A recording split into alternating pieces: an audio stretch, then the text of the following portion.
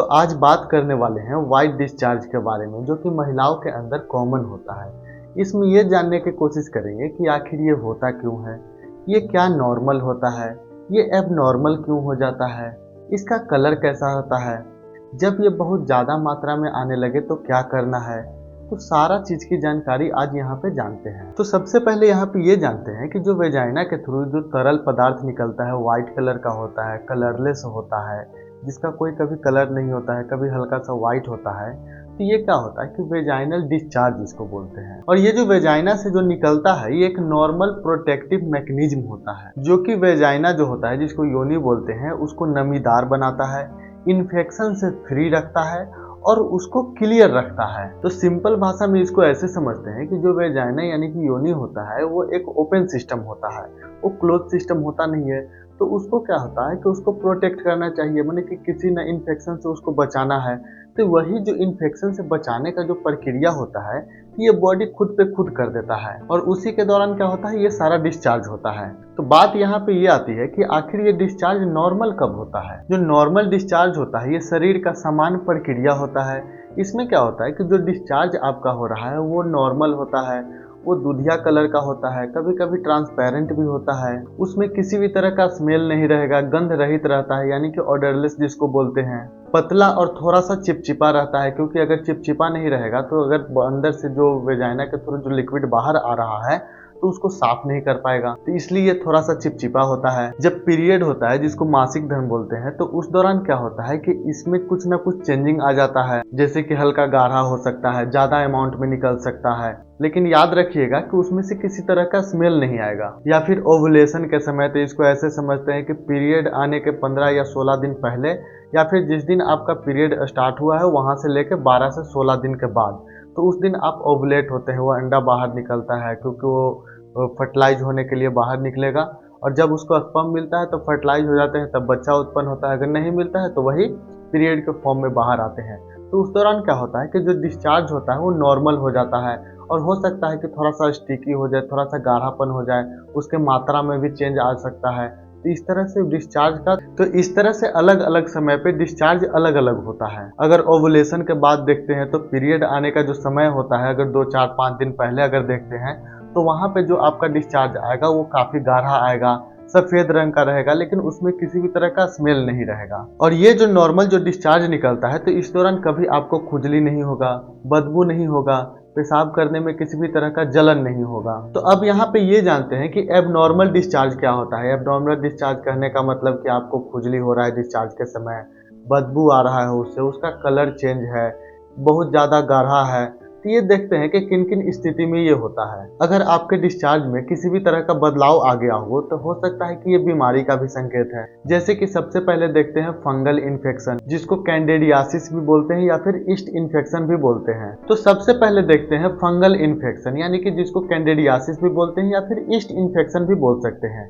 तो इस दौरान जो डिस्चार्ज होता है वो कर्डी व्हाइट होता है, कहने का मतलब कि दही जैसा गाढ़ा डिस्चार्ज होता है। और ये जो डिस्चार्ज होता है तो क्या होगा कि आपको खुजली भी होगा और आपको जलन जैसा भी महसूस होगा। और जो दूसरे नंबर पे आते हैं इसको बोलते हैं बैक्टीरियल वेजिनोसिस, कहने का मतलब कि बैक्टीरिया की वजह से आपके वेजाइना के अंदर इन्फेक्शन हो गया हो।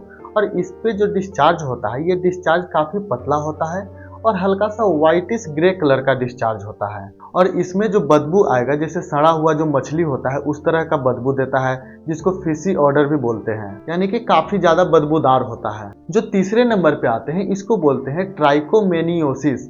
ये जो होता है सेक्सुअल ट्रांसमिटेड इन्फेक्शन होता है, और ये जो इन्फेक्शन होता है पार्टनर के थ्रू फैलता है, और इसमें दोनों पार्टनर को ट्रीट किया जाता है। ट्राइकोमोनियोसिस में जो डिस्चार्ज होता है ये डिस्चार्ज हल्का सा पीला कलर का हो सकता है, हरा कलर का हो सकता है, और डिस्चार्ज जो होगा झागदार होगा। ये जो डिस्चार्ज होता है काफी स्मेल दे सकता है, आपको बहुत ज्यादा खुजली होगा, बहुत ज्यादा जलन होगा। जो चौथे नंबर पे आते हैं इसको बोलते हैं सर्वाइकल या फिर यूट्राइन इन्फेक्शन। इसमें जो डिस्चार्ज होता है पस लाइक डिस्चार्ज होता है, और वो भी बहुत ज्यादा गाढ़ा होता है। और ये इन्फेक्शन जब भी होता है तो क्या होता है कि पेट का जो सबसे निचला हिस्सा होता है वहाँ पे काफी ज्यादा दर्द होता है। और जो पांचवें नंबर पे जो आता है इसमें क्या होता है कि हार्मोनल प्रॉब्लम हो गया हो, या फिर आपको एनीमिया हो गया हो, या फिर हो सकता है कि आप अपने एरिया को हाइजीन नहीं रखते हैं, पुअर हाइजीन रखते हैं, साफ नहीं रखते हैं, इसके वजह से भी डिस्चार्ज हो सकता है।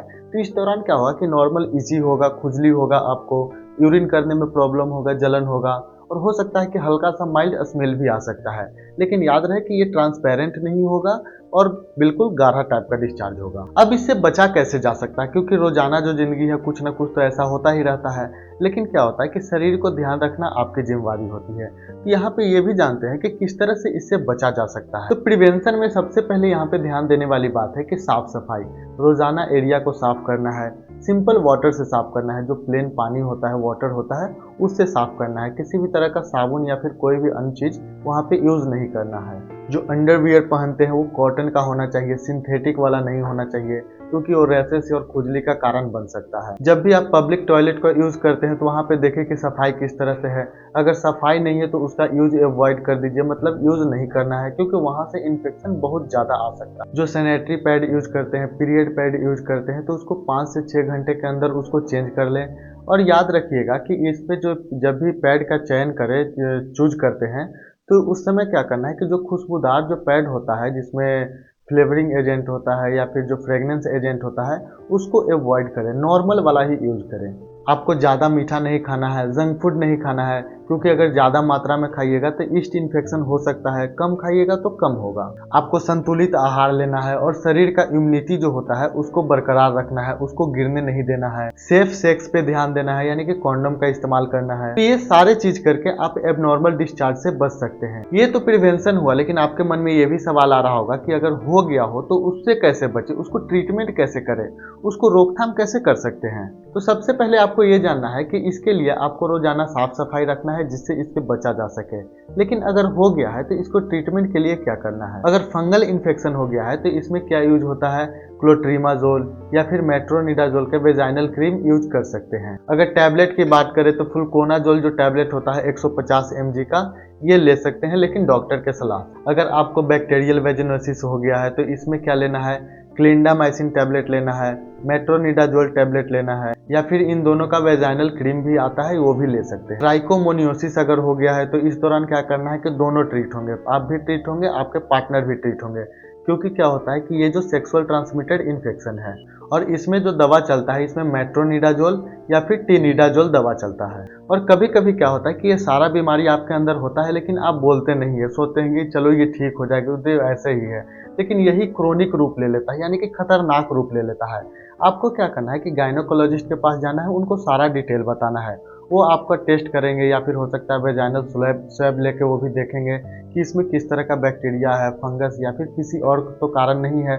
तब जाके वो प्रॉपर डायग्नोसिस बनाएंगे और आपका सही से ट्रीटमेंट करेंगे। तो कभी भी आपके बॉडी में इस तरह से प्रॉब्लम हो रहा है तो उसके लिए आपको क्या करना है कि तुरंत अपने डॉक्टर से सलाह लेना है। अगर आपको किसी भी चीज की जरूरत हो तो डिस्क्रिप्शन में नंबर दे दिया गया है, वहां से आप हमें कॉन्टेक्ट कर सकते हैं। तो चैनल सब्सक्राइब करना बिल्कुल नहीं भूलिएगा। अगर आपको किसी भी तरह का और भी जानकारी चाहिए तो कमेंट में बता सकते हैं। तो मिलते हैं अगले वीडियो में, तब तक के लिए धन्यवाद।